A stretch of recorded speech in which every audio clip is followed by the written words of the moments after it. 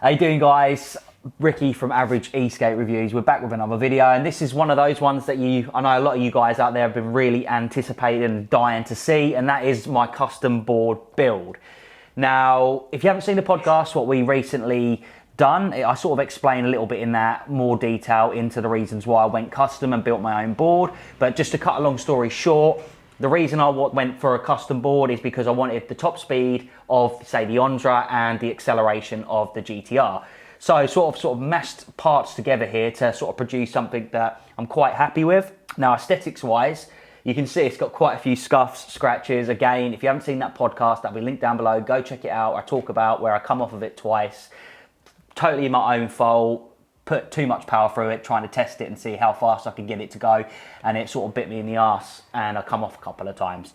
But yeah, right, so getting back to the custom board, the parts that I've used for this build. As you can probably see in front of me, I've got the board itself, and I went for the Evolve 7-inch AT wheels. So Evolve 7-inch wheels, 66 tooth gear on it, with 15 tooth gear on the motor pulley. And with that combination there, just to compare to the Evolve, now, I know a lot of you say, Evolve fanboys, why do you always compare to the Evolve? Now, this is the reason why we compare it to the Evolve, or a lot of boards to the Evolve.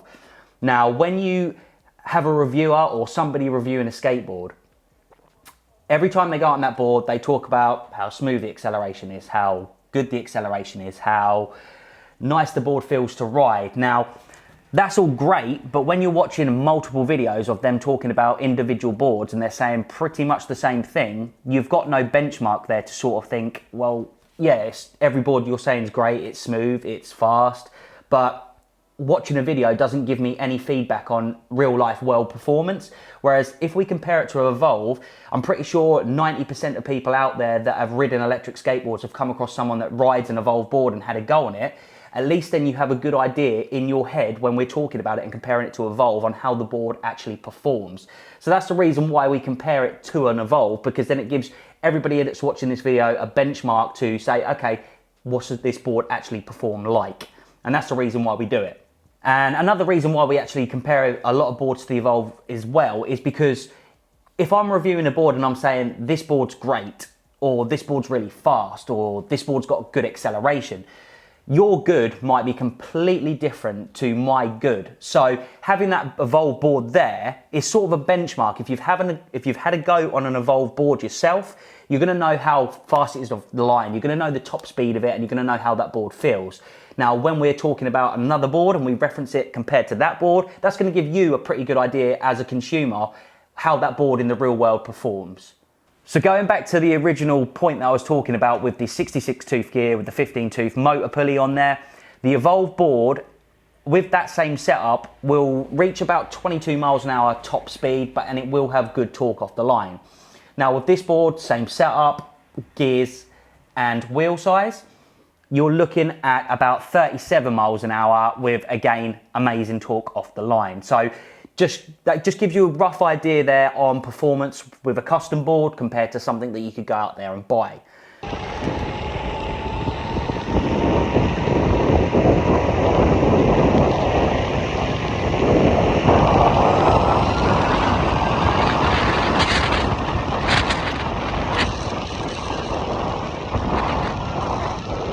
Now, when we're talking about the trucks are Evolve trucks as well. Obviously, I've ridden Evolve boards now for quite a while. I like the way those boards feel. And when I set out to actually build this board, I wanted to replicate that feel, that nice carvy, easy to turn, stable board that I'd got used to riding for so long. I wanted to bring that over into my custom build to make sure that when I was riding it, I got that sort of same feel as what I did when I rode my Evolve board. Now, it's obviously not identical to the way that it was feel on an Evolve board, but it's very, very close. So I'm happy with the way that it's actually performing and feeling. Now, although I'm using the same Evolve trucks, I've had to change the motor mounts on there. Now, the reason behind that is the fact that the stock Evolve motor mounts are for a motor size of 50mm, whereas the motors that I'm currently using are 63mm. So I've had to buy bigger motor mounts to be able to accommodate the bigger motors on these trucks. Now, talking a little bit about the motors that I've actually gone for, I've gone for 6374 motors. Now, these are massive motors capable of 3,500 watts per motor with a total of 7,000 watts there at my disposal. As I talked about that in the podcast, I'm never going to use that 7,000 watts worth of power there. But what I do know is it's going to stop the motors from heating up as much as it does say on my Evolve board, so that I'm going to get longer performance, longer lifespan out of those motors. And obviously bigger, beefier motors, I'm going to get more torque and be able to put more power through them. And just to give you guys a good idea and comparison on how big and beefy these motors are compared to what you'd find on, say, the Evolve, the Ondra or the Walgo AT2, one of these motors is more powerful than both motors on those boards. So in terms of performance and the amount of power output they can perform and the amount of torque and top speed you're going to be able to get out of those is significantly more than what you would find on one of those boards. And of course, with bigger motors comes bigger size. They are significantly bigger than what you would find on Evolve, Ondra or the Walgo AT2. You'll see a clip here where we'll just show a side-by-side comparison of how big and beefy these motors actually are. They are absolute monsters. Now, another thing I'd like to talk about actually is the sound of these motors. They're not ridiculously loud. They're actually really, really quiet. And that's probably just down to the fact that I'm not putting these motors through their paces. I'm not taking them to the absolute max. There's so much more headroom that I've got within these motors there. So they're actually really, really silent and they don't get hot at all. Another thing I'd like to mention about the motors is these motors are actually 190 kV. Now, the higher the kV rating, the faster the top speed you'll get, but the lower torque you'll get. The lower kV rating means you're going to have more torque, but less top end. Now, I think 190 kV for this type of board with power and setup is probably spot on for what I would want. I wouldn't want to go any lower kV with a board this powerful, as the torque would just be too much. With this size motor, 190 kV, I feel like I'm getting the best of both worlds. It's got amazing torque and it's still got that top end that I need as well throughout the range. So I think 190 kV is going to be a really, really sweet spot for the type of motor with this setup. Now, talking a little bit about the deck that I went for, again, cover why I chose this deck over in the podcast, but essentially I really like the shape of it, the way that the deck drops down and my feet just fit perfectly into these grooves here. Just give me that bit more stability and control over the board that I was looking for. Now, it does look like a rather, dramatic drop down there, and it is, but for me personally, my feet placement on this board, because of the deck's length, it's 42 inches, which is, say, compared to the Evolve board, which is 39 inches. It's a longer deck, which means more stability at higher speeds, and the fact that it's dropped down and being able to get my feet locked in position here just means that this is a really stable board for what it is. Especially when you're using such powerful components, using a big battery, which we'll get to in a second here, you're putting a lot of power to this board, and it's really fast top end as well. You need as much stability as you physically can with a powerful beast like this. Which leads nicely on to the battery itself. Now, this is a custom-made battery that I built myself using Samsung 30Q cells. The arrangement I've got going on here is a 12S8P configuration, which is 12 groups of 8, basically, all welded together to give you the 12S8P. Now, each one of these cells is rated for about 15 amps, but I believe you can push them up to about 20 amps per cell. So 20 times 8 is 160 amps of maximum output this battery can take. I wouldn't want to even go nowhere near those numbers. The actual output that I've got set on this board at the moment is, I believe, 50 amps per motor. So this battery's drawing 100 amps of continuous discharge at the moment when it's rated for 160. I don't want to go any more than that. I've pushed it way too much more than that, close to the top end and over, and it bit me in the arse and I've come off twice. So just don't need that sort of power in my life. This is plenty powerful enough as the way I've got it set up. But again, the battery I built myself, learned from various videos online how to do it, and I've put it together and it works like a treat. Now, the ESC or the vest that I went for was the Foxbox Unity. If I build the board again, I probably would have gone for something like the Stormcore or something like that, just based on videos that I've seen. But this, I thought, was like a beginner, starting out, first DIY board. The Foxbox Unity is really great.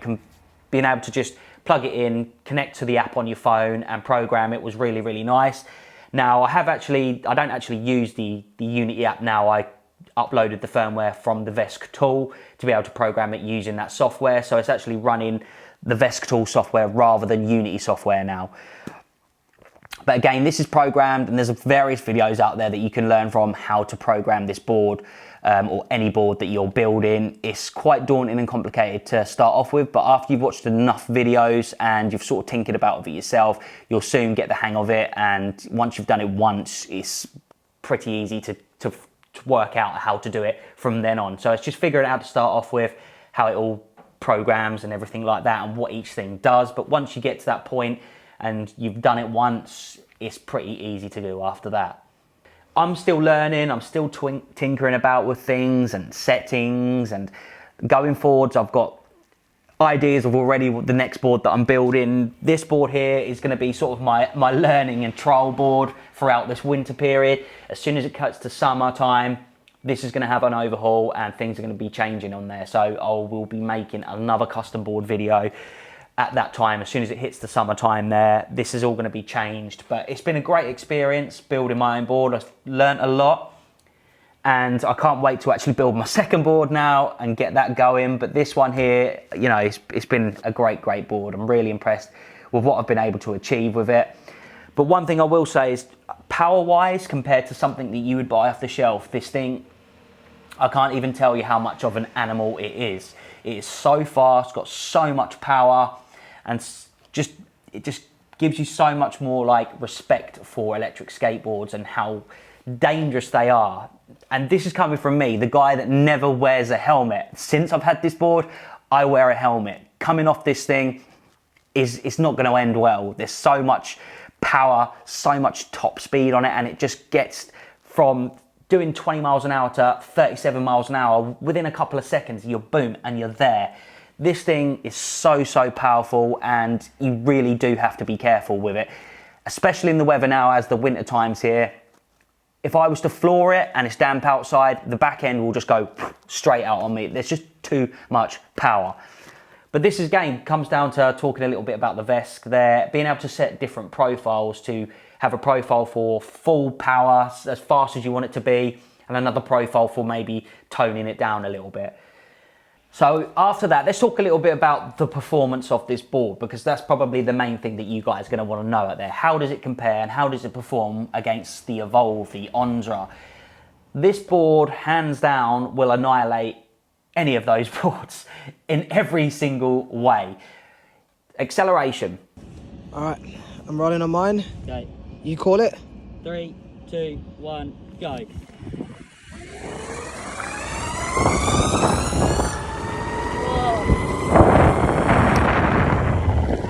This is going to pull off the line quicker than any of those boards, and you're gone. When it comes to top speed, 37 miles an hour, absolutely annihilates those boards. If you're just cruising, say around 15, 20 miles an hour, and you both floor it. Okay, this is the rolling top end. All right, what were you looking for? Like 15? Yeah. All right, I'm on 15. 3, 2, 1, go. I'm gone. See you later. Bye. This board absolutely outperforms them in every way possible, whether it's acceleration, whether it's top speed, whether it's hill climbing abilities, whether it's cruising and pulling off acceleration, torque. It just annihilates them. Now, even when we talk about the range compared to other boards out there, the Evolve board, the Ondra board, you're looking 15 miles of range with the ATs with this setup on. This board here, I've achieved 30 miles of range with the same setup and still had battery to go. So it just shows you how much more range I've got, how much more performance I've got, how much more battery capacity I've got compared to all of those other boards that are out there. This thing will actually just annihilate any of those boards. And again, when we talk about braking of this board compared to the other boards out there, this is why having a custom board is so great. I can actually program and control how sharp or soft the braking is myself.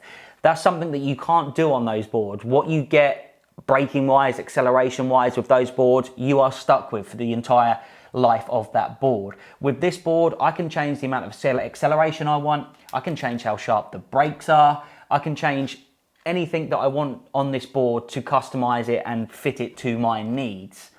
So again, building a DIY board there, you've got so much more control over the way it performs, the way it feels and rides compared to, say, a board that you've just bought online. Now, talking about the flex of this deck, now this deck looks like it could be quite flexible, but it's not ridiculously flexy. It's not as flexy as, say, the Bamboo GTR, but it is more flexible than the Ondra. So the fact that it's quite a stiff deck here along this section, but where that drop down section goes up onto the trucks itself, that gives a lot of flex in it, which just means that you do get a bit of flex in the deck as well. It's not ridiculously flexy, but it's not ridiculously stiff. So overall, I think it's got, for me personally, it's got the right amount of flex, as I've come from riding the Carbon GTR, which is a very stiff board, and also the Ondra. But with this deck, just general day-to-day riding, going over bumps, gravel, all sorts of terrain, or your standard terrain that you would normally ride on out and about in town, it just goes over it really nicely, and you don't really feel any lumps and bumps, especially with these AT wheels. So overall, the way that the deck feels and performs for me has been really impressed with it. Now, another thing that I'd like to just talk about is the lights that I've got on my board. You'll probably see from a few of the clips here that we've got going on here that I've got two massive lights on the front there. Now, these lights, if you want to see a whole full video about these, regarding these lights, then let me know in the comment section down below. But essentially what I've done is I've used lights from other manufacturers, and although they are great at making you be seen at night from motorists and other pedestrians or people on bikes, they don't actually provide you with enough light there to, if you're, say, having to go a back way down an alley or somewhere that hasn't got the street lights and it's rather dark, they don't really give you a lot of power or light output to be able to see very far ahead of you.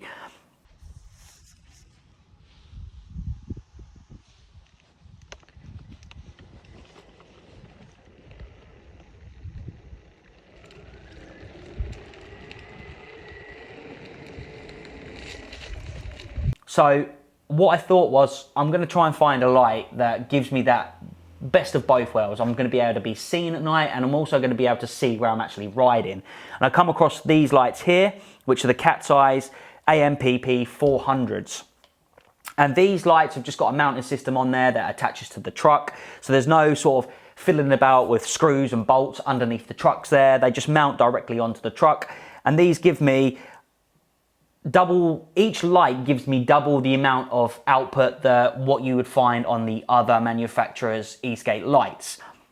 They're very bright. I've got two of them. I don't need two of them, but I just wanted two because it keeps like symmetrical both sides and just looks right. But these lights are ridiculously bright, and I can see, if I'm in a dark area, like it lights the whole place up. You can see exactly where you're riding. Not a problem whatsoever. So yeah, these are great lights, and they're also the same price as what other manufacturers cost as well. So if you want a full video on these lights, let me know in the comment section. It's just something I thought I'd mention, as you're probably going to see them in the B-roll clips, and it makes sense for me to just let you know a little bit about them. But yeah, if you want to see a full video, let me know in the comments. So yeah, the only other thing that I've got to talk about, and that is the remote itself. Now, this is the FlipSky VX2 remote, and I really like this remote. It's got all the information that I need on the screen to see my speed, the miles that I've done on that trip, the battery of my board, anything that you'd want to know that's on any other manufacturer's remotes. This has got it on here. It's a great remote. Now, this remote is a scroll wheel, so scroll forwards to go forwards, pull back to go back. It's got some grooves in it which fit really nice in the hand there. And overall, it's a really nice remote. There's not much more I can say about it. Now, I have also got the FlipSky VX1 remote, which I am actually going to swap back to over the VX2. Now, the reason why is this is connected by a different connection, the UART port, which means this remote has no features that I can then calibrate. I can calibrate having the brake with no reverse or brake with reverse, but in terms of the throttle curve and being able to map it to the way that I want it, I can't actually do that with this remote. I probably could connect it up via the PPM connection if I needed to, but that just means a whole lot more work of soldering different connections and stuff like that. And I actually prefer the feel and the shape of the VX1 in my hand as well, and just the overall build quality. I think the VX1 is a nicer remote. It hasn't got all the fancy display on it with telling you your board stats, battery percentage and all the rest of it, but I have got something that's going to be going on the front of my board there, which is going to have, if you've seen bio boards, they have this on them. It's like a big screen that's on the front of your board that tells you all the stuff that you need to know, like your speed, your battery percentage. Everything is all showing up on the screen there, which is just connected over the front of your truck.